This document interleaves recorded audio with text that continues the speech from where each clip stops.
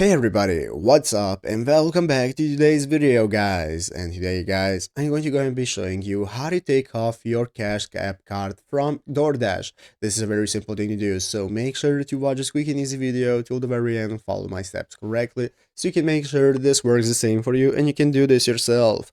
But yeah guys, let's get straight into it. So first things first guys, we are going to be needing the Cash App application. So if you don't already have it, what you can do is install it. Go to the Cash App application by opening it up using your app store. So you can go ahead and go into your app store on your mobile phone, go into the search bar and search for Cash App. By searching for Cash App, it's going to enable you to find the application you want to install it, and once you install it successfully, we can open it up. So you can log in with your phone number or with your login details, whichever way you prefer. And once you log in guys, you'll be greeted by the main page. So you can go ahead and be greeted right here where you can take a look at your cash balance, our savings, and all the other options that we can access. And now we can get started. So basically guys, what we're looking for to be able to unlock our card and not use it in that Doordash anymore is you can either go directly into the Doordash application, from which you can access your wallet in Doordash and just remove the card you do not want to use. If you do not no longer want to use your Cash App card, you can go ahead and remove it from there. But what you can do is also go into the card icon right here in the Cash App application. So right here at the bottom of the page, you can take a look at the Sections tab. Currently we are in the home page, and next to the home page is the card icon. So by opening the card icon,